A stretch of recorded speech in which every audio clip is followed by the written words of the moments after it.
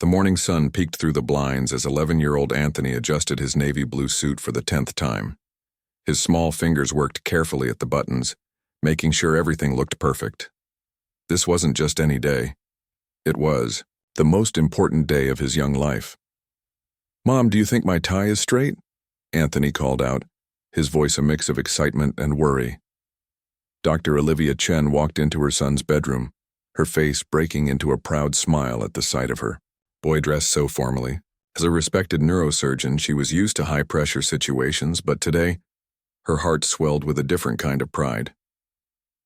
"You look absolutely perfect," she said, bending down to make a tiny adjustment to his tie.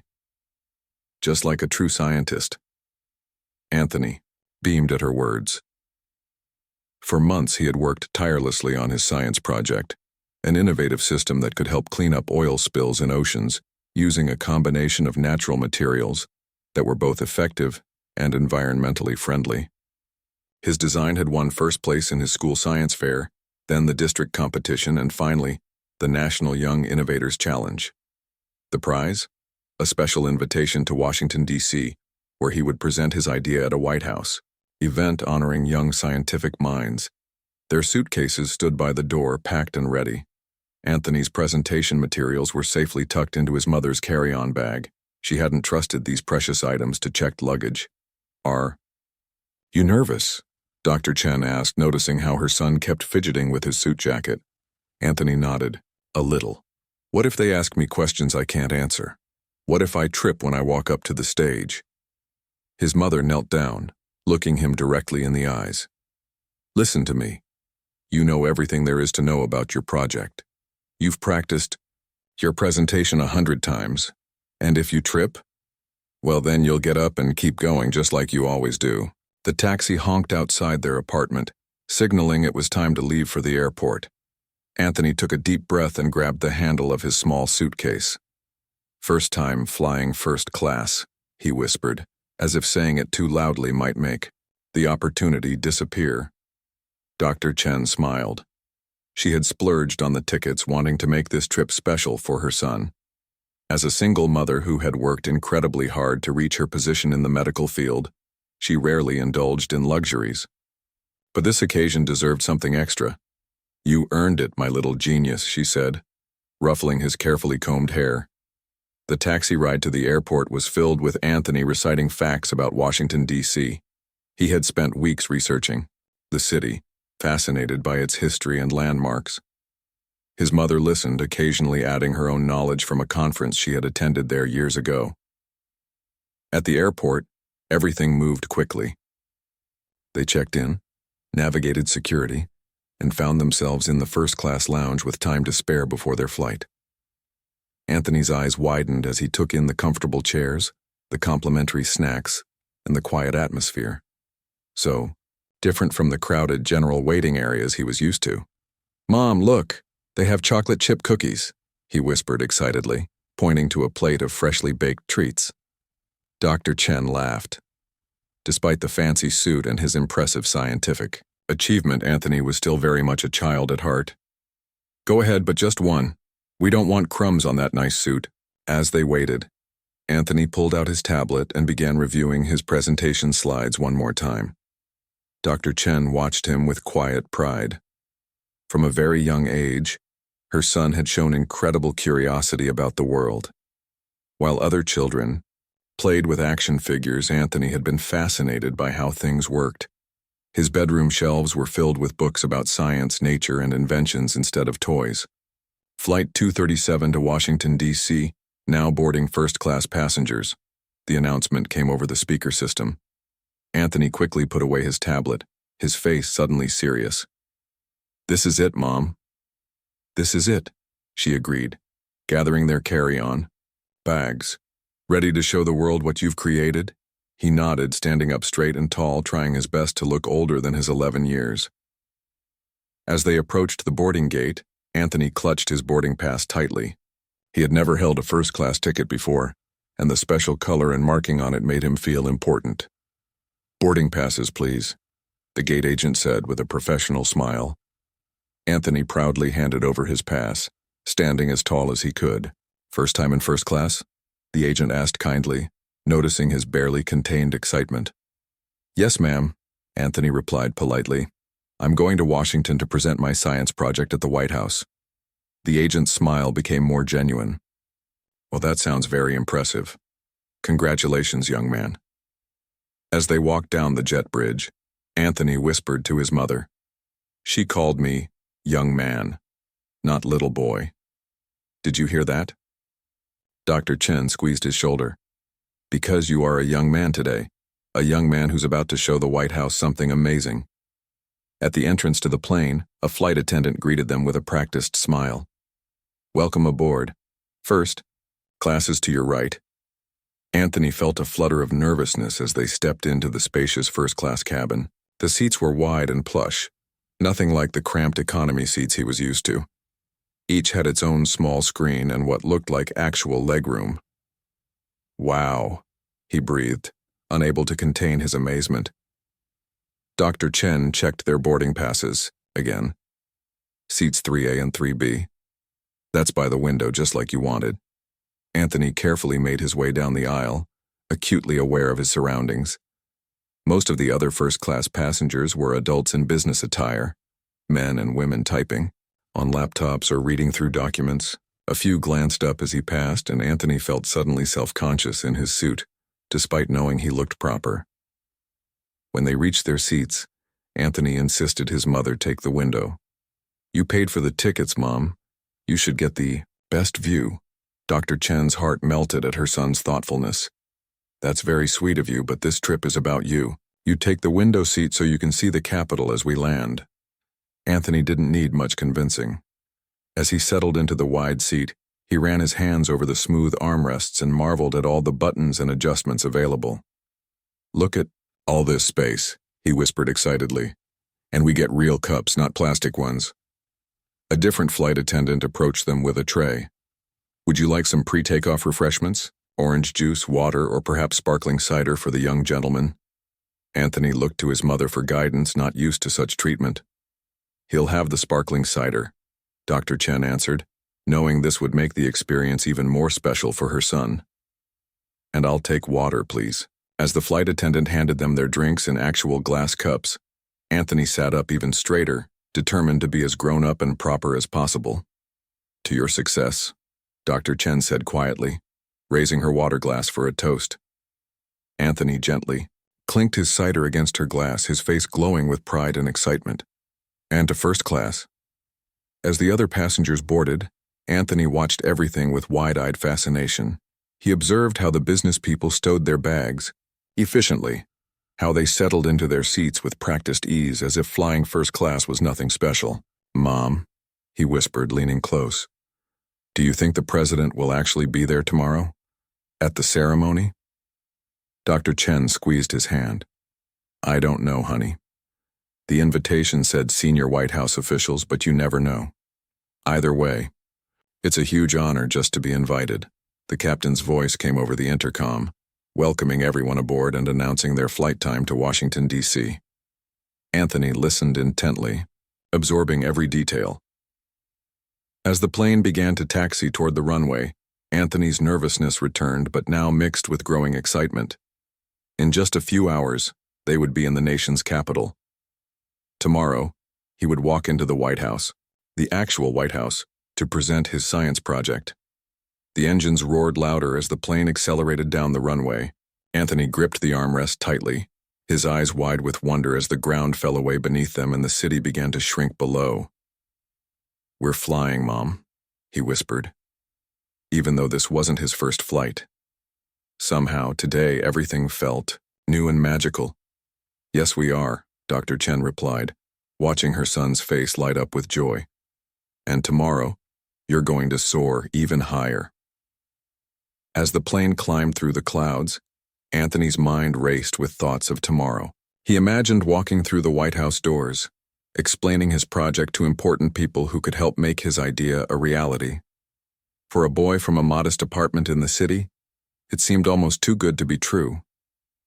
Little did he know that the journey to Washington would bring challenges he hadn't anticipated, and that his courage would be tested long before he ever reached the White House. But for now, In this perfect moment, Anthony Chen was simply a boy in his first suit, flying first class for the first time, with dreams as vast as the sky outside his window. The plane had been in the air for about 20 minutes when Anthony finally felt comfortable enough to explore all the features of his first-class seat. His fingers hovered over the various buttons on the armrest, hesitant to press anything without knowing what it did. "Go ahead," his mother encouraged with a smile. "That's what they're there for." Cautiously, Anthony pressed a button with a picture of a seat on it. His eyes widened in delay as the back of his seat slowly reclined. "Mom, look, it moves," he whispered excitedly. Dr. Chen smiled at her son's wonder.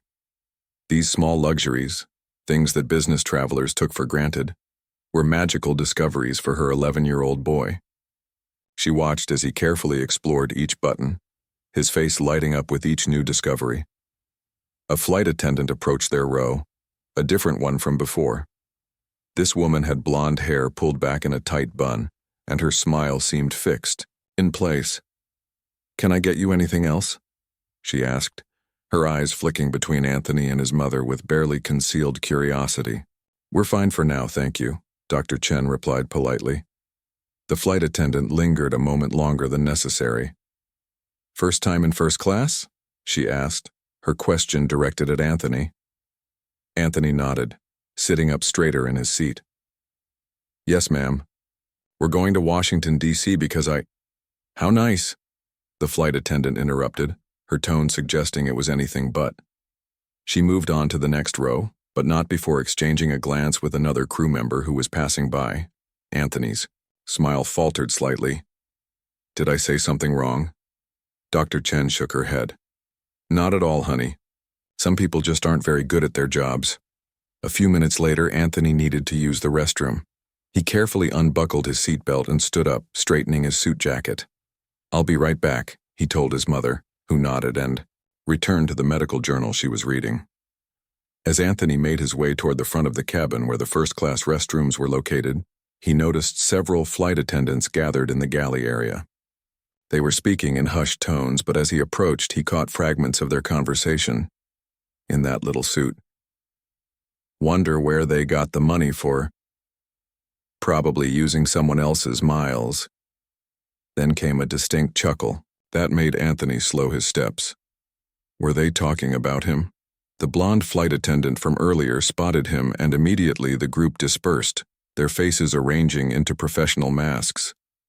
Anthony continued past them, his cheeks burning with embarrassment.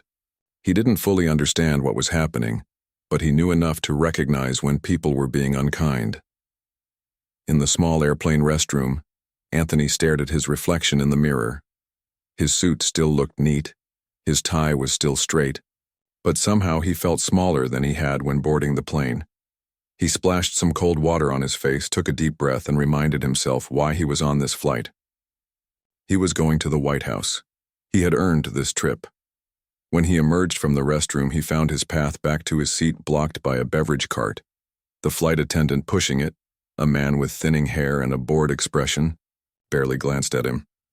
"Excuse me," Anthony said politely. "Could I please get by?" The flight attendant looked down at him, then at his suit, and something like amusement flickered across his face. "In a hurry to get back to your seat, little businessman?" Anthony didn't know how to respond to the mocking tone. "My mom is waiting. For me." "Oh, your mom," the flight attendant said, looking past Anthony toward the first-class cabin. "And which one is she?" Anthony pointed toward his mother, who was still engrossed in her medical journal. The flight attendant's eyebrows rose slightly. "I see. Well, you better get back to your important business meeting." He moved the cart just enough for Anthony to squeeze past, which Anthony did quickly, feeling the man's eyes on his back as he walked away. When Anthony returned to his seat, his mother immediately sensed something was wrong. She closed her journal and turned to him. "What happened?" she asked quietly. Anthony shrugged, not wanting to make a big deal out of it. "Nothing. Just some of the flight attendants were laughing." Dr. Chen's eyes narrowed slightly. "Laughing at what?" "I think, at me," Anthony admitted. One of them called me little businessman like it was a joke. His mother's expression hardened, but before she could say anything, the blonde flight attendant appeared beside their row again. "We'll be serving lunch shortly," she announced, her smile not reaching her eyes. "We have chicken pasta or beef with vegetables." "What's in the chicken pasta?" Dr. Chen asked, her tone cooler than before. The flight attendant seemed taken aback by the simple question. Chicken and pasta, ma'am." Dr. Chen raised an eyebrow. "I meant, what kind of sauce? What seasonings? My son has some food sensitivities." This wasn't strictly true. Anthony could eat almost anything. But Dr. Chen wanted to make a point. The flight attendant shifted uncomfortably. "I believe it's a cream sauce. I can check with the galley about ingredients if you'd like." "Please." "Do," Dr. Chen said firmly. "And while you're at it, perhaps you could remind your colleagues that professional behavior is expected of all crew members, regardless of who they're serving." The flight attendant's smile disappeared completely. "I'm not sure what you're referring to, ma'am." "I think you do," Dr. Chen replied evenly. "My son overheard your conversation in the galley. We paid for these seats just like everyone else in this cabin." The flight attendant's face flushed. "I'll check on that pasta for you," she said stiffly, before hurrying away. Anthony looked at his mother with wide eyes. "Mom, you didn't have to." "Yes, I did," she interrupted gently. "Never let anyone make you feel less than you are, Anthony, especially not people who know nothing about you." Anthony nodded, though his stomach felt tight. He hadn't wanted to cause trouble. What if the flight attendants got even more unfriendly now? A few minutes later, a different crew member approached their seats, an older man with salt and pepper, hair and kind eyes. His name tag read Robert, lead flight attendant. "Dr. Chen?" he asked politely. When she nodded, he continued, "I understand there may have been some unprofessional behavior from our crew. I want to personally apologize and assure you that this doesn't reflect our airline's values." Dr. Chen's expression softened slightly. "Thank you, Robert. I appreciate that." "And you must be Anthony," Robert said, turning to the boy with a genuine smile. "I heard from the gate agent that you're heading to the White House to present a science project. That's quite an achievement." Anthony perked up, surprised and pleased that someone had remembered. "Thank you, sir. It's about a new way to clean up oil spills."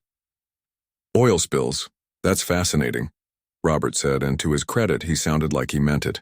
"My nephew is studying environmental science in college. He'd probably love to hear about your project." For the first time since the uncomfortable encounter in the galley, Anthony felt his excitement returning.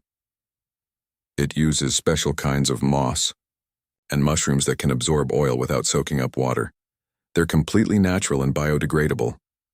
Robert listened attentively, nodding along. "That sounds incredible, especially coming from someone your age.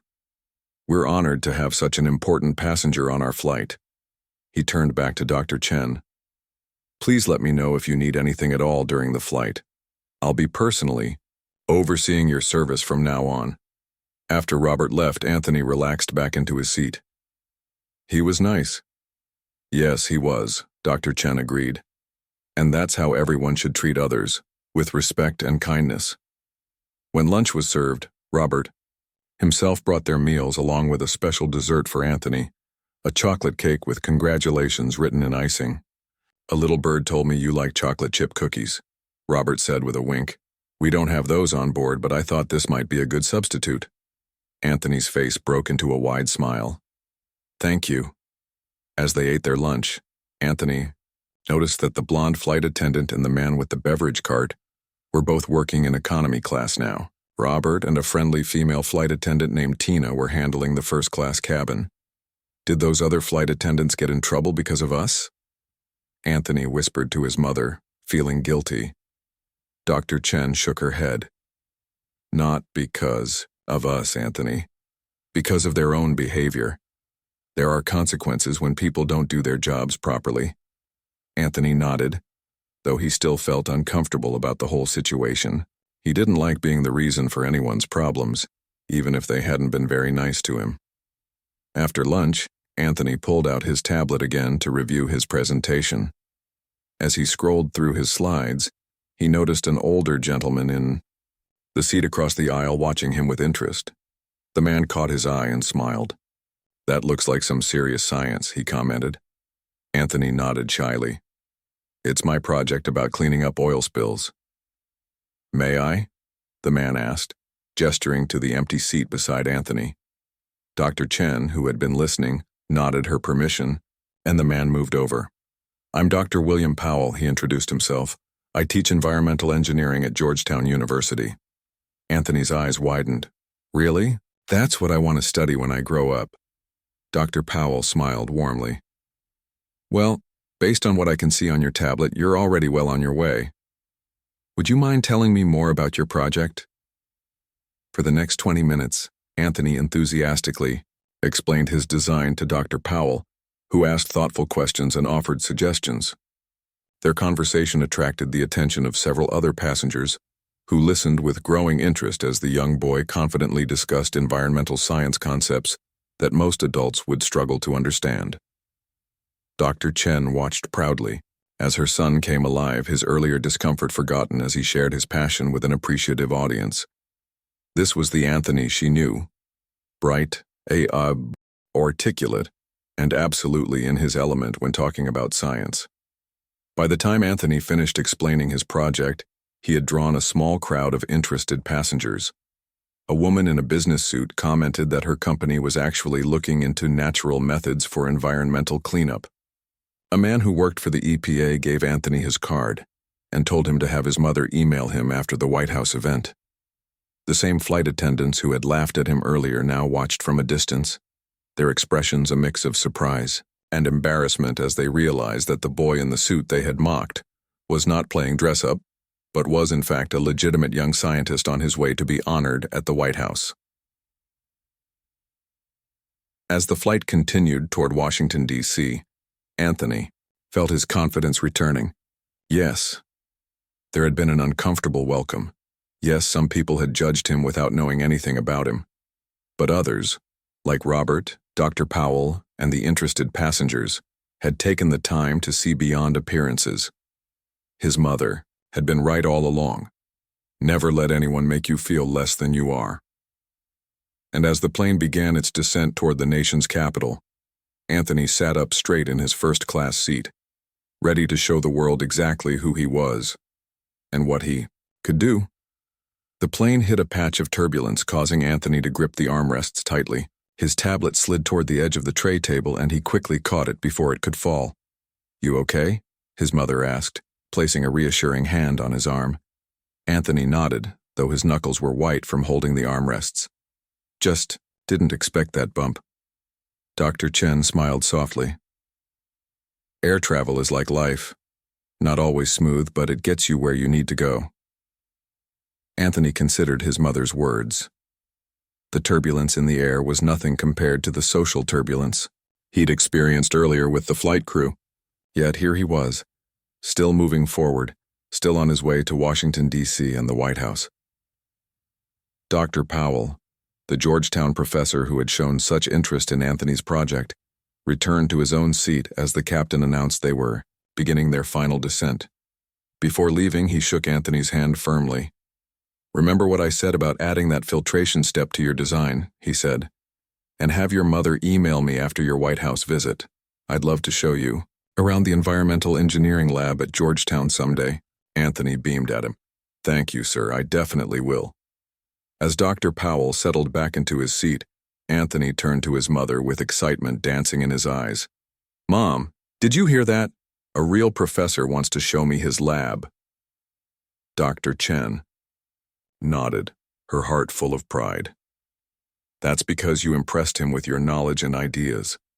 That's what happens when you're passionate about something and work hard at it." The blonde flight attendant who had laughed at Anthony earlier approached their row, her demeanor noticeably different now. She bent down slightly, speaking in a hushed tone. "I just wanted to say, I'm sorry about earlier," she said, her eyes darting between Anthony and his mother. "I didn't realize, and I didn't know." Dr. Chen regarded her coolly. "You didn't know my son was important enough to deserve respect?" The flight attendant flushed. No, that's not what I meant. Everyone deserves to be treated with respect, Dr. Chen interrupted, her voice firm but not unkind. Not just people with impressive credentials or important destinations. Anthony watched this exchange with a mixture of embarrassment and admiration. His mother wasn't raising her voice or causing a scene, but she was standing her ground in a way that made him proud. You're right, the flight attendant admitted, looking genuinely contrite. And I'm truly sorry. She turned to Anthony. I hope your presentation at the White House goes really well. Anthony nodded, accepting her apology with a small smile. Thank you. As the flight attendant walked away, Anthony looked at his mother. That was nice of her to apologize. Dr. Chen sighed. Yes, it was. And I appreciate that she did. But Anthony, remember this moment. Remember that how people treat you says more about them than it does about you. Anthony thought about this as he fastened his seatbelt for landing. The plane was descending now, the ground below growing closer. Through the window he could see the sprawling city of Washington, D.C. coming into view. The iconic monuments and buildings he had only seen in books and videos now appearing in real life. Look, Mom, he said excitedly, pointing out the window. I think that's the Washington Monument. Dr. Chen leaned over to look. It sure is. And somewhere down there is the White House, where you'll be tomorrow. Anthony felt a flutter of nervousness mixed with excitement. Do you think there will be a lot of people at the ceremony? Probably, his mother replied honestly. But just focus on sharing your ideas clearly, the same way you did with Dr. Powell. You know your project better than anyone. The plane touched, down smoothly on the runway, and a chorus of seatbelt clicks filled the cabin as passengers prepared to deplane. Anthony remained in his seat, watching as business people efficiently gathered their belongings and lined up in the aisle. Robert, the lead flight attendant who had been so kind to them, appeared at their row. Dr. Chen, Anthony, it was a pleasure having you on our flight today. Anthony, best of luck with your presentation tomorrow. The White House is lucky to have such a bright young mind visiting. Anthony smiled shyly. Thank you for being so nice to us. Just doing my job, Robert replied with a wink. Though between you and me, it's not every day we get to fly future environmental scientists to meet important people. As they gathered their belongings and prepared to leave the plane, Anthony noticed the change in how the crew treated him now. The same flight attendants who had mocked his suit and questioned his presence in first class were now smiling at him, wishing him good luck, asking about his project. It was as if he had suddenly become visible to them, worthy of their attention and respect.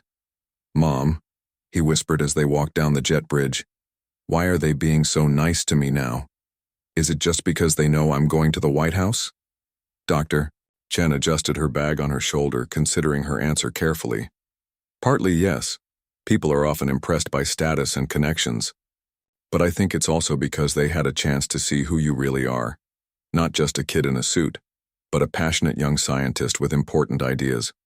Sometimes people need time to look past their first impressions. Anthony nodded thoughtfully. I guess I'm glad they changed their minds about me, even if it was for the wrong reasons at first. His mother smiled, squeezing his shoulder. That's a very mature way to look at it. They made their way through the busy terminal, following signs to baggage claim. Anthony walked tall in his slightly rumpled suit, no longer feeling out of place or self-conscious. The flight had been a lesson in more ways than one. About people's prejudices, about dignity in the face of unkindness, about the power of staying true to yourself. As they waited for their luggage, Anthony spotted a newspaper stand nearby with headlines about environmental issues. One caught his eye. Oil spill cleanup challenges continue as traditional methods fall short. Mom, look, he said, pointing to the headline. That's exactly what my project is trying to solve. Dr. Chen nodded, following his gaze. And that's why your work matters, Anthony. It's not about impressing people or being treated well in first class. It's about making a real difference in the world. Their bags appeared on the carousel and they collected them quickly, eager to get to their hotel and rest before tomorrow's big event. Outside the airport, they joined the taxi line, Anthony still buzzing with excitement despite the long day of travel. Dr. Chen, a voice called from behind them. They turned to see an older woman approaching, elegantly dressed in a pantsuit. I thought that was you. I'm Eleanor Wright. We met at the neurosurgery conference in Boston last year. Dr. Chen's face lit up with recognition. Dr. Wright, of course. How wonderful to see you again. Dr. Wright smiled warmly. I couldn't help overhearing your conversation on the plane. Your son's project sounds fascinating. She turned to Anthony. Young man, I work with the National Oceanic and Atmospheric Administration, and we're always interested in innovative approaches to environmental cleanup. Anthony's eyes widened. Really? Noah? I read about your work all the time. Dr. Wright seemed pleased by his enthusiasm. Would you and your mother care to join me for dinner this evening? I'd love to hear more about your project, and I might be able to share some insights about presenting to government officials. Dr. Chen looked at Anthony, who was practically bouncing with excitement. We'd be honored, wouldn't we, Anthony? Yes. Anthony agreed immediately. That would be amazing. Dr. Wright handed Dr. Chen her card. Wonderful. There's a lovely restaurant near your hotel. I'm assuming you're staying at the Waterfront Plaza. That's where most White House visitors stay. Dr. Chen nodded, impressed that Dr. Wright had guessed correctly. Perfect. Shall we say 7 o'clock? That should give you time to settle in after your flight. As Dr. Wright walked away, Anthony turned to his mother with wide eyes. Mom, did that really just happen? Someone from NOAA wants to hear about my project. Dr. Chen laughed, delighted by her son's joy. It really did. See what happens when you stay true to yourself and share your passions. The right people notice. They finally reached the front of the taxi line, and a driver helped them load their luggage into T. He trunk of his car. Where to? He asked cheerfully.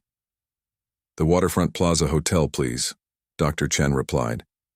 The driver nodded, pulling away from the curb. In town for business or pleasure? Before Dr. Chen could answer, Anthony spoke up proudly. I'm presenting my science project at the White House tomorrow. The driver glanced in the rearview mirror, clearly impressed. Is that right? Well, you've come to the right city, young man. This is where big ideas become reality. As the taxi wound its way through the streets of Washington, D.C., Anthony gazed out the window, taking in the historic buildings and monuments. The city seemed to pulse with importance and purpose, and for the first time he truly felt like he belonged here, not because of his first-class ticket or his invitation to the White House, but because he had something valuable to contribute. Mom, he said quietly, I think today taught me something important. What's that? His mother asked. Anthony thought for a moment, organizing his thoughts. When those flight attendants laughed at me, I felt really small. Like maybe I didn't deserve to be in first class or go to the White House. But then I remembered why I was going, because of my ideas, not because of my suit or how I look. Dr. Chen listened intently, her heart swelling with pride at her son's insight. And when I started talking about my project with Dr. Powell and the other passengers, it didn't matter anymore what anyone thought about me being there. What mattered was what I had to say.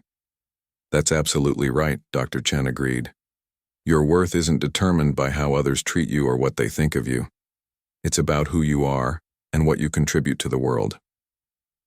The taxi pulled up to their hotel, a sleek building with a fountain in front. As they checked in and made their way to their room, Anthony could barely contain his excitement about the dinner with Dr. Wright and the White House event tomorrow. Their hotel room was spacious and elegant, with a view of the city skyline. Anthony immediately went to the window, pressing his face against the glass to take in the view. I can see the Capitol building from here, he exclaimed. Dr. Chen joined him at the window, putting an arm around his shoulders. Just think, Anthony. Tomorrow, you'll be presenting your ideas in one of the most important buildings in the country.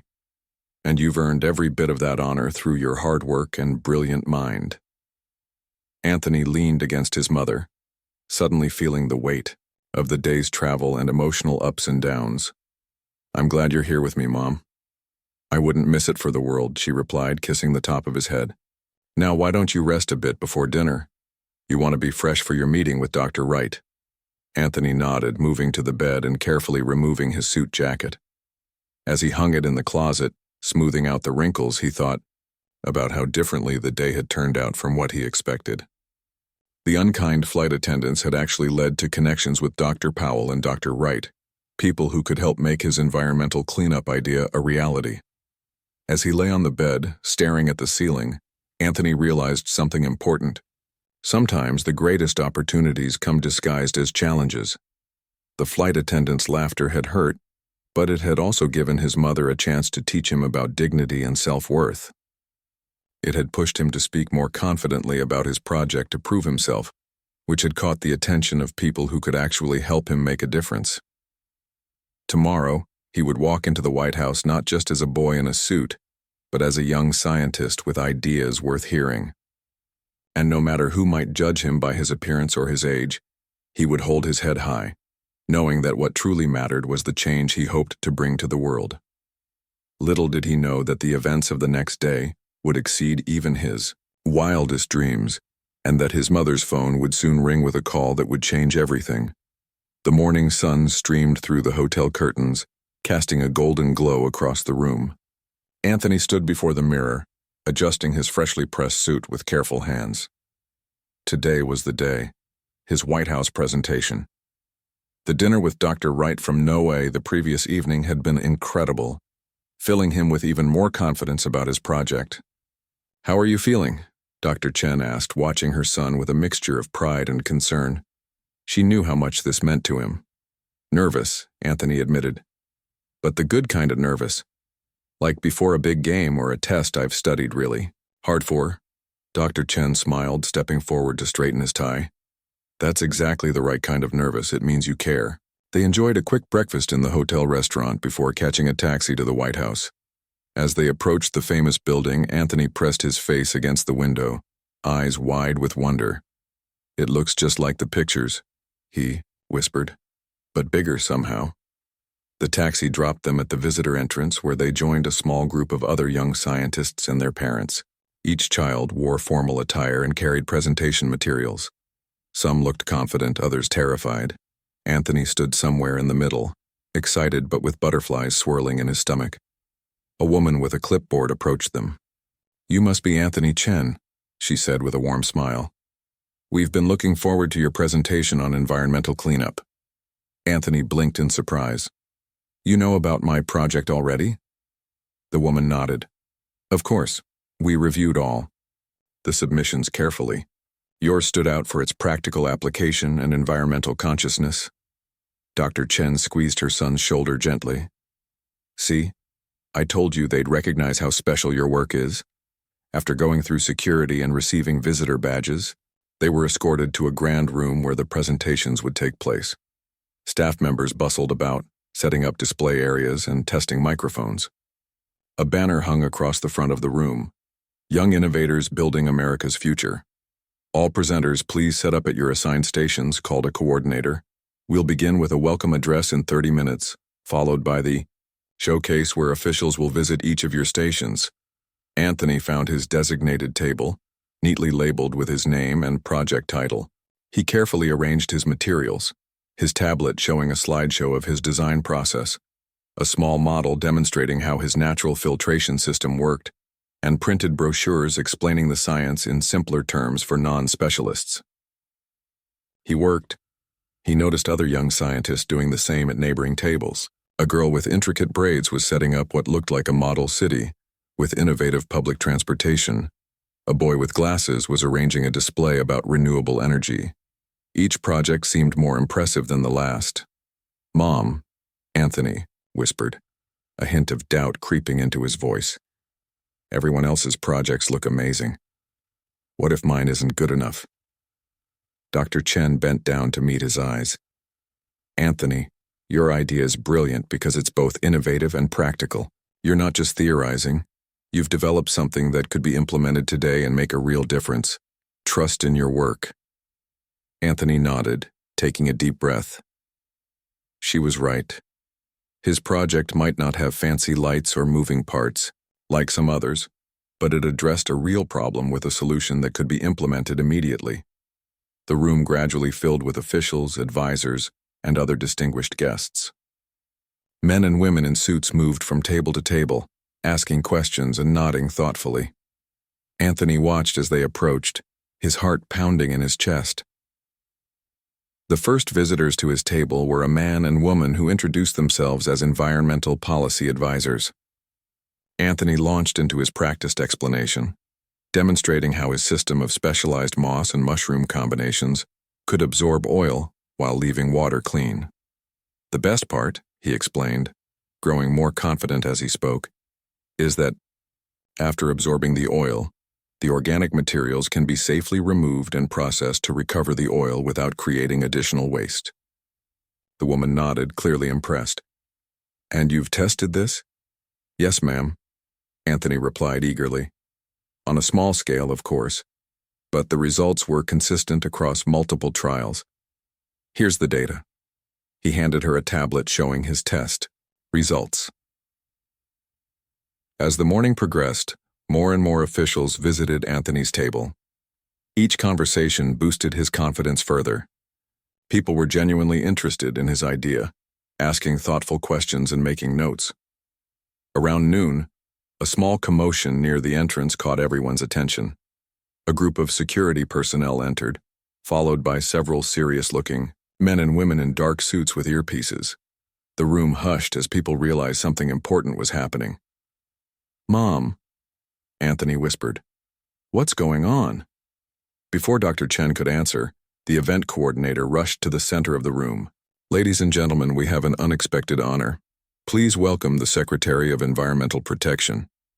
Applause filled the room as a distinguished man in a tailored suit entered. He smiled and waved, then began making his way around the room, stopping briefly at each project. Anthony felt his mouth go dry. The Secretary of Environmental Protection would be seeing his project? He glanced at his mother, who gave him an encouraging nod. "You've got this," she mouthed silently. When the secretary finally reached Anthony's table, he extended his hand. "You must be Anthony Chen. I've heard about your project from several of my advisors already this morning." Anthony shook the offered hand, trying to keep his own fro. "I'm trembling." "Yes, sir. Thank you for coming to see it." "Show me how it works," the secretary said, gesturing to Anthony's display. Taking a deep breath, Anthony began his explanation, demonstrating with his model how the natural materials would be deployed and how they selectively absorbed oil while repelling water. The secretary listened intently, occasionally asking a question or nodding in understanding. When Anthony finished, he smiled broadly. "This is exactly the kind of innovative thinking we need. Simple, effective, and environmentally sound. Have you considered how this might be scaled up for larger spills?" Anthony nodded eagerly. "Yes, sir. That's actually the next phase of my research. I believe the same principles would work on a larger scale, especially if we cultivate specific strains of moss that grow rapidly." "Impressive," the secretary said, turning to an aide beside him. "Make sure we get all the details on this project, young man. You may be hearing from our department in the future." As the secretary moved on to the next table, Anthony looked at his mother with wide eyes. "Did that really just happen?" Dr. Chen nodded, her eyes shining with pride. "It really did, and you were amazing."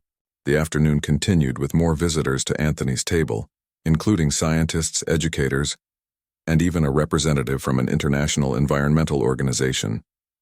By the time the official event began winding down around 3 o'clock, Anthony was exhausted but exhilarated. "You should be very proud," said the event coordinator, stopping by their table. "Your project has been one of the most discussed today." Anthony beamed. "Thank you, it's been an incredible experience." "Before you leave," the coordinator added, "there's a small reception for participants and their families in the next room. Light refreshments will be served, and it's a good opportunity to network informally with some of the officials who may not have had a chance to see your project during the showcase." They followed the coordinator to an elegant room where tables of refreshments had been set up. Anthony accepted a glass of sparkling water and a small plate of fruit and cookies, then found a quiet corner to sit with his mother. "I'm so proud of you," Dr. Chen said, squeezing his hand. Not just for your brilliant project, but for how well you presented it and handled yourself today. Anthony smiled tiredly. Thanks, Mom. I couldn't have done it without you. As they sat, enjoying their refreshments, Dr. Chen's phone began to vibrate in her purse. She frowned slightly. She had special permission to keep her phone on during the event due to her position as a neurosurgeon who might be needed for emergencies. But she had expected her colleagues to respect that she was at her son's important presentation today. I should check this, she said apologetically, pulling out her phone. It might be the hospital. Anthony nodded, taking another bite of his cookie as his mother answered the call. Dr. Chen speaking, she said professionally. Then her expression changed to one of surprise. Yes, this is she. Yes, he's right here with me. Anthony watched curiously as his mother's eyes widened. May I ask who's calling? She asked, her voice carefully controlled. After a pause, she looked at Anthony with an expression he couldn't quite read. One moment, please. She lowered the phone and covered the microphone with her hand. Anthony, she said quietly, this call is for you. Anthony frowned in confusion. For me? Who is it? Dr. Chen took a deep breath, her face a mixture of disbelief and pride. It's the White House calling, specifically the president's staff. Anthony nearly choked on his cookie. The president? He whispered, his voice squeaking slightly. His mother nodded, handing him the phone with a trembling hand. Around them, several people had noticed something was happening and were watching with curious expressions. Anthony took the phone, his heart pounding so loudly he was sure everyone could hear it. Hello? He said tentatively. Is this Anthony Chen? Asked a professional female voice. Yes, ma'am, he replied, trying to sound more confident than he felt. Please hold for a moment, Anthony. Someone would like to speak with you. There was a brief silence during which Anthony looked at his mother with panic in his eyes. She gave him an encouraging smile and mouthed, You can do this. Then a new voice came on the line, deep, authoritative, and immediately recognizable. Anthony Chen? This is President Reynolds. Anthony's free hand gripped the edge of his chair so tightly his knuckles turned white. Mr. President, he managed to say, his voice barely above a whisper. Around them, people who had overheard gasped. Softly, several of the officials who had been mingling nearby stopped their conversations, turning to look at the young boy on the phone. I've been hearing about your environmental cleanup project from my advisors, the president continued, his tone warm and interested. They tell me it's one of the most promising approaches they've seen in years. Thank you, sir, Anthony stammered, still not quite believing this was happening. I'd like to learn more about it directly from you, the president said. Would you be available to visit the Oval Office tomorrow morning for a brief meeting? I understand you're already in Washington. Anthony's mind went completely blank for a moment. The President of the United States wanted to meet with him. In the Oval Office? He looked at his mother in panic, not sure how to respond. Dr. Chen, seeing his distress, gently took the phone. Mr. President, this is Dr. Olivia Chen, Anthony's mother. We would be honored to accept your invitation. She listened for a moment, then nodded. Yes, sir. 10 a.m. tomorrow would be perfect. Thank you for this incredible opportunity. As she ended the call, the room around them had gone completely silent. Everyone was staring at them. The flight attendants who had mocked Anthony's suit on the plane, the officials who had visited his table during the showcase, the other young scientists and their parents. Mom, Anthony whispered, his voice trembling with a mix of excitement and terror. Did that really just happen? Did the president really just call your phone and ask to meet with me? Dr. Chen nodded, looking as stunned as he felt. Yes, honey, he really did. A moment later, the event coordinator rushed over, her clipboard clutched to her chest. Did I hear correctly? Was that a call from the president? Dr. Chen nodded, still appearing slightly dazed. Yes. He's invited Anthony to meet with him at the White House tomorrow morning to discuss his project further. The coordinator's professional composure slipped for a moment as her jaw dropped. That's That's unprecedented. We've never had a young innovator personally invited to meet with the president in the Oval Office. By now, word was spreading. Through the room like wildfire, people were whispering excitedly, looking over at Anthony with new interest and respect. The Secretary of Environmental Protection, who had been about to leave, changed direction and walked back to where Anthony sat. "I just heard the news," he said, smiling broadly. "Congratulations, young man. This is quite an honor." Anthony nodded, still trying to process what had happened.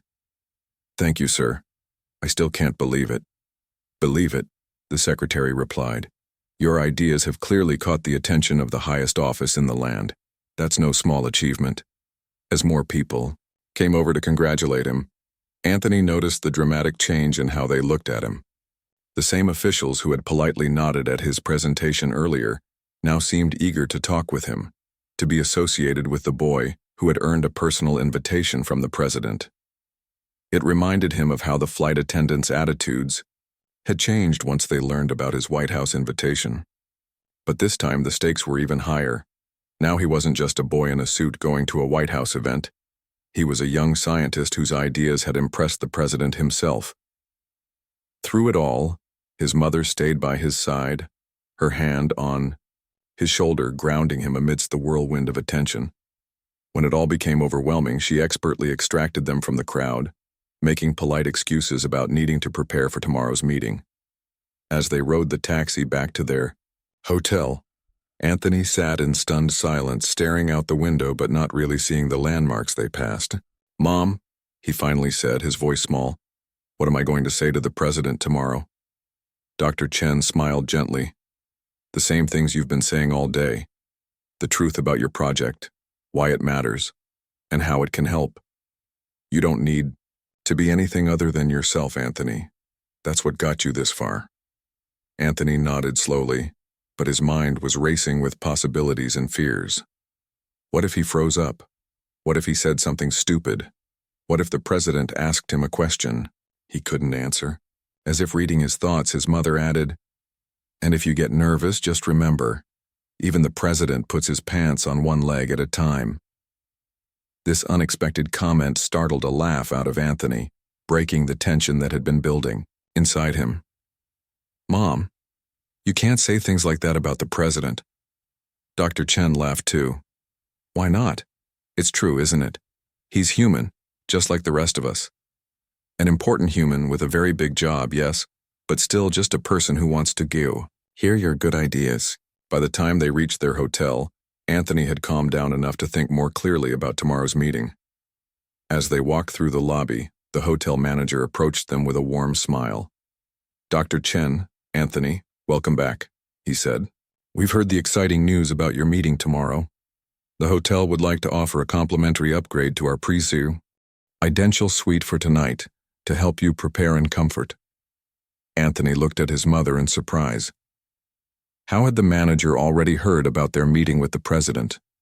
Dr. Chen seemed equally surprised, but graciously accepted the upgrade. As they were escorted to their new accommodations, Anthony realized that news in Washington traveled even faster than he'd imagined.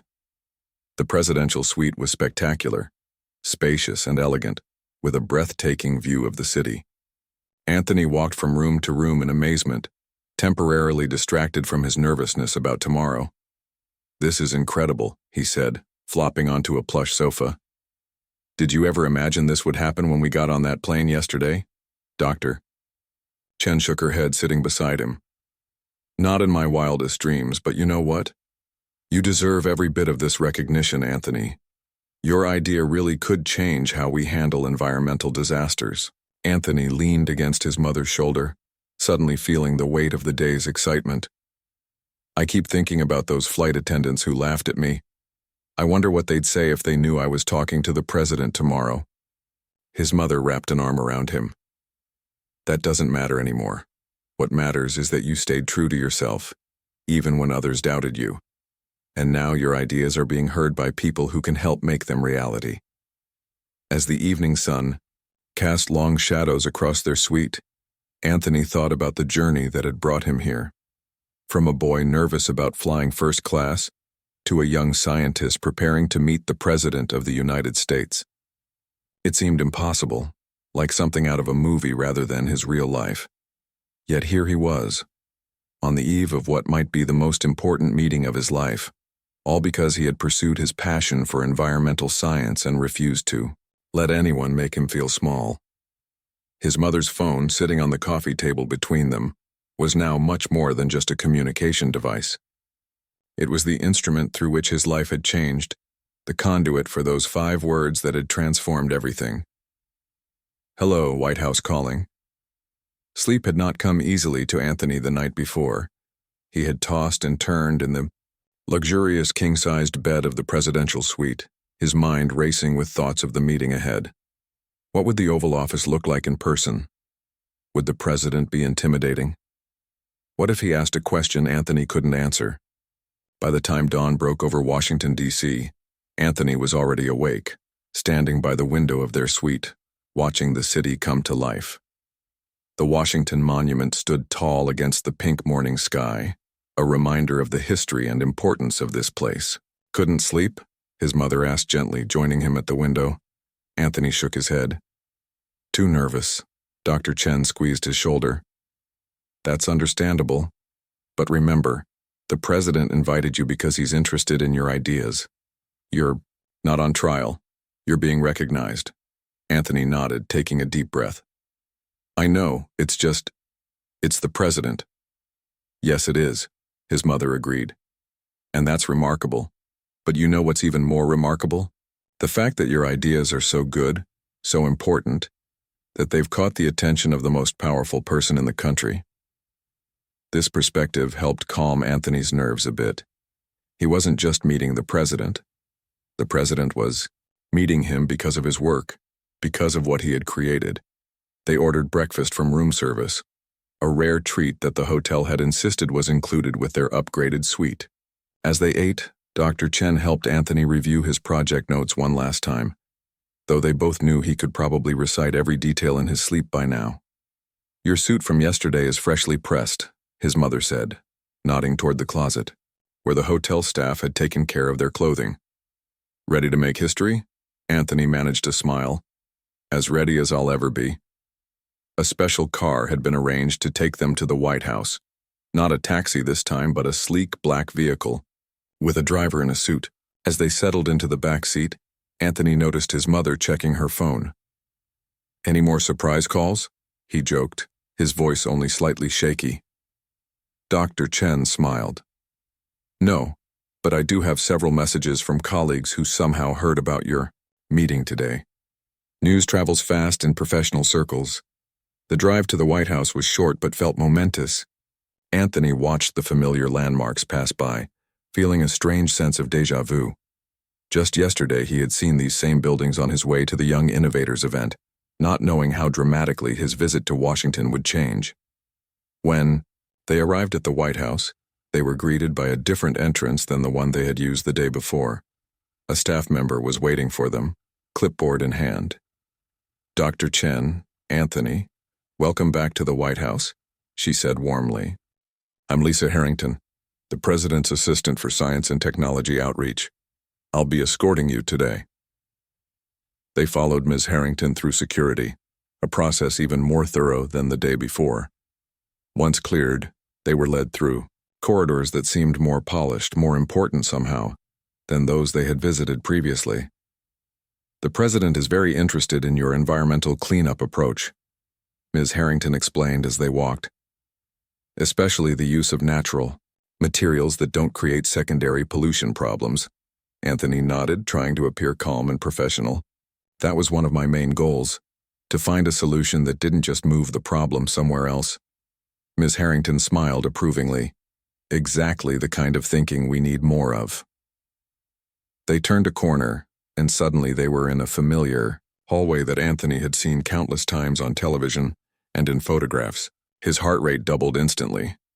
They were approaching the Oval Office. Outside the famous door stood 2 Secret Service agents, their expressions neutral but alert. Ms. Harrington spoke quietly to one of them, who nodded and knocked on the door before opening it.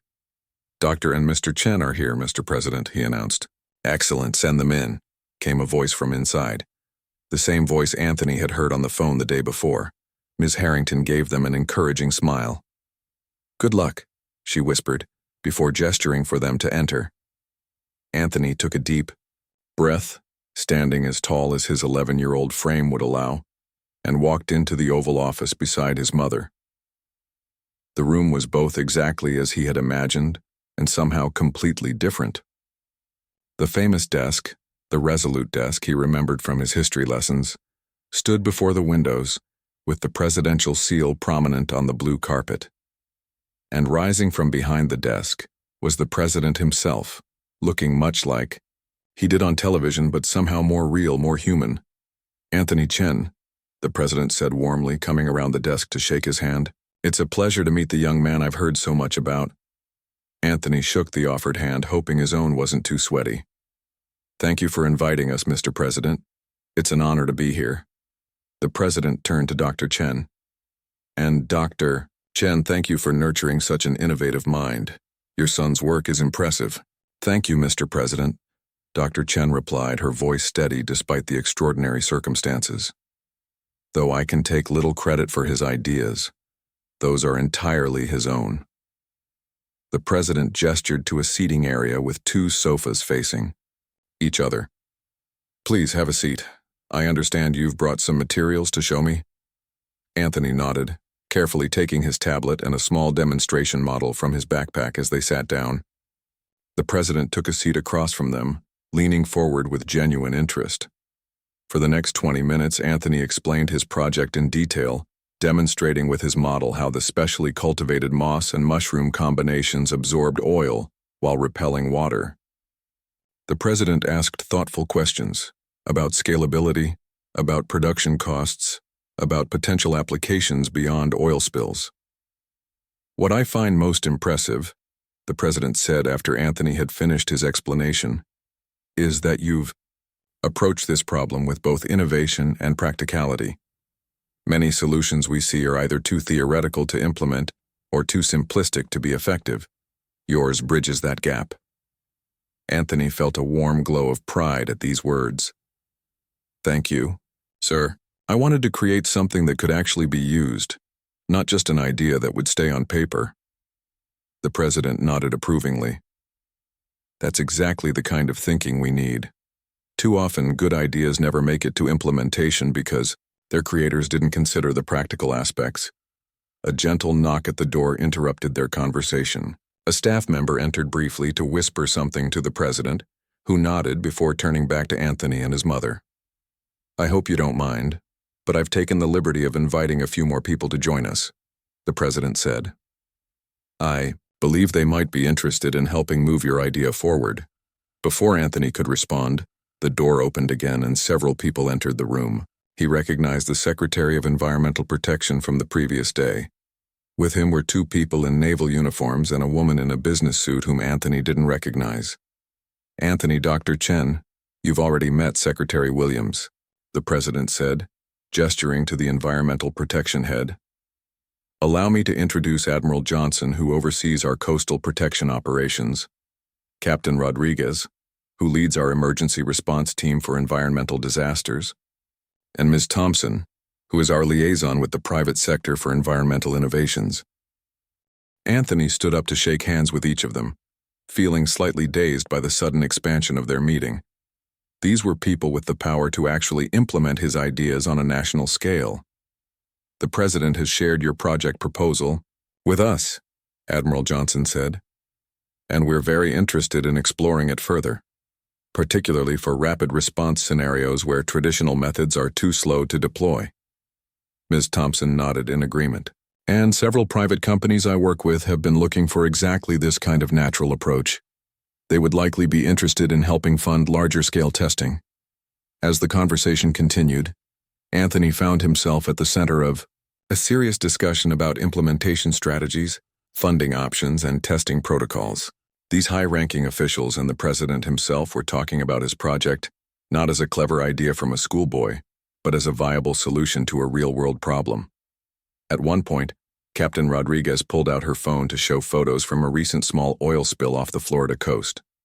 If we had had your system available, we might have contained this much more effectively, she explained. After about an hour of discussion, the president checked his watch reluctantly. I'm afraid I have another commitment approaching, he said. But before we conclude, I want to propose something. He turned to Anthony directly. Young man, your idea deserves more than just recognition. It deserves implementation. With your permission, I'd like to establish a special task force combining resources from the Environmental Protection Agency, the Navy, and private sector partners to develop and test your system on a larger scale. Anthony blinked in surprise, looking to his mother for guidance. Dr. Chen's eyes were wide with amazement, but she nodded encouragingly. Yes, of course, Anthony managed to say. That would be incredible. The president smiled. Excellent. Secretary Williams will oversee the task force and will keep you involved throughout the process. This might require occasional trips to Washington or video conferences, but I believe it's important that you remain connected to the development of your idea. He stood up, signaling the end of the meeting. Everyone else rose as well, Anthony, feeling slightly lightheaded with the enormity of what had just happened. Dr. Chen, the president said, turning to Anthony's mother, you should be extraordinarily proud of your son. Not only has he created something with real potential to help our environment, but he's demonstrated the kind of practical innovation this country was built on. Dr. Chen nodded, her eyes shining with pride. Thank you, Mr. President. I am indeed very proud of him. The president then looked down at Anthony, placing a hand on his shoulder. And Anthony, remember this day. Remember that your ideas matter, that your voice deserves to be heard, and that you don't need to be an adult to make a difference in this world. These words, spoken in the Oval Office by the President of the United States, burned themselves into Anthony's memory. He knew he would never forget them, or this moment. As they prepared to leave, the president had one more surprise. Before you go, I wondered if you might like a quick tour of some parts of the White House not usually open to visitors. I've asked Ms. Harrington to arrange it. Anthony's eyes widened. Really? That would be amazing. The next hour was a blur of historic rooms, presidential artifacts, and stories about the building's history. Ms. Harrington proved to be a knowledgeable guide, sharing anecdotes about previous presidents and explaining the significance of various paintings and furniture pieces. By the time they completed their tour and prepared to leave the White House, Anthony felt as though he had lived several lifetimes in the span of 2 days. From being laughed at by flight attendants to having the president establish a task force for his project, it seemed impossible that all of this had happened to him, an 11-year-old boy from a modest home. As they walked down the White House driveway toward the gate, Anthony noticed a familiar car waiting for them, the same one that had brought them that morning. Your car will take you back to your hotel, Ms. Harrington explained, and this folder contains contact information for everyone you met today, along with next steps for the task force. She handed Dr. Chen a thick manila envelope with the presidential seal. The president wanted me to tell you again how impressed he was, Anthony. We don't often see such practical innovation from someone so young. As they settled into the car, Anthony finally felt the full weight of everything that had happened begin to sink in. Mom, he said quietly as the car pulled away from the White House. Is this real? Did all of that really just happen? Dr. Chen put her arm around her son's shoulders. It really did. And do you know what I'm most proud of? Not that you impressed the president, though that's certainly remarkable. I'm most proud of how you handled yourself when people underestimated you. On the plane, at the event, everywhere. You stayed true to yourself and let your work speak for itself. Anthony nodded, thinking back to those flight attendants who had laughed at him in his suit. I wonder what they'd think if they knew what happened today. As if on cue, the car's radio came on as the driver adjusted something on the dashboard. The news announcer's voice filled the vehicle.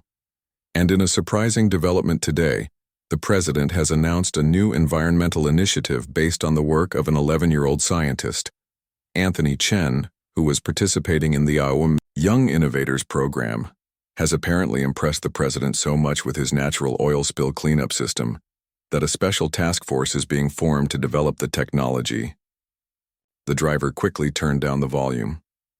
"Sorry about that," he said, glancing in the rearview mirror. "Wait, are you the Anthony Chen they're talking about?" Anthony nodded, still processing the fact that he was on the national news. The driver's face broke into a wide smile. "Well, I'll be. I'm driving a celebrity. Congratulations, young man. Sounds like you've done something pretty important." As they continued toward their hotel, Anthony gazed out the window at the city passing by, seeing it with new eyes. Just 2 days ago, he had been nervous about flying first class, worried about whether his suit looked right, hurt by the laughter of strangers who judged him by his appearance.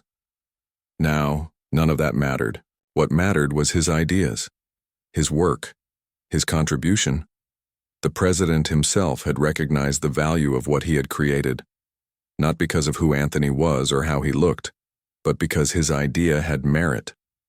When they reached the hotel, they found the manager waiting for them in the lobby, his face beaming. "Dr. Chen, Mr. Chen, welcome back. We've heard the news, it's all over the television. The hotel would be honored if you would extend your stay with us. Compliments of the management, of course." Dr. Chen smiled gratefully. "That's very kind. But we have flights booked for tomorrow. My hospital is expecting me back." The manager nodded understandingly. "Of course. But please, at least join us for a celebratory dinner tonight in our main restaurant. The chef would like to prepare something special." As they rode the elevator up to their suite, Anthony leaned against his mother, suddenly exhausted from the emotional roller coaster of the past 2 days. "Everything's different now, isn't it?" he asked quietly. Dr. Chen kissed the top of his head. "Some things are different, yes. You've been recognized for your brilliance, and doors will open for you that might have remained closed before. But what matters most hasn't changed at all." "What's that?" Anthony asked. "Who you are," his mother replied simply. "You're still the same thoughtful, innovative, kind-hearted boy you were before all this happened. Your value doesn't come from the president's recognition or a task force or being on the news. It comes from within you, from your mind, your heart, your character." Anthony thought about this as they entered their suite. On the coffee table was a large basket of fruit and chocolates with a note congratulating him on his historic achievement. His phone, which he had left charging in the room, was blinking with dozens of notifications, messages from his school, his friends, even Dr. Powell from the plane. "I think I understand now," Anthony said slowly, sitting down on the plush sofa. "Those flight attendants who laughed at me, they couldn't see who I really was. They only saw a kid in a suit that didn't match their idea of who belongs in first class." Dr. Chen nodded, sitting beside him. "People often make judgments based on appearances or assumptions. It's unfair, but it happens." "But the president didn't care that I'm just a kid," Anthony continued. "He cared about my ideas, about what I could contribute." "Exactly," his mother agreed. "And that's how it should be. People should be valued for their minds, their hearts, their contributions, not for how they look or how old they are or any other surface quality." Anthony picked up his phone, scrolling through the messages. One caught his eye, from his science teacher back home. "Always knew you were destined for greatness. Keep changing the world, one idea at a time." That evening, as they enjoyed their special dinner in the hotel's restaurant, Anthony couldn't help noticing how differently the staff treated him compared to just 2 days ago when they had first checked in. The maitre d' had seated them at the best table in the house. The chef himself had come out to present each course with a flourish. Other diners whispered and pointed, clearly having recognized him from the news. "Mom," Anthony whispered across the table. "Everyone's looking at us." Dr. Chen smiled gently. "Yes, they are. Fame, even on a small scale, changes how people see you. But remember what we talked about. Your value doesn't come from their recognition." Anthony nodded, thinking about her words. "I know. It's just strange." As they finished their dessert, an elaborate chocolate creation made specially for Anthony, the hotel manager approached their table once more. "Dr. Chen, Mr. Chen, I hope you've enjoyed your meal. I've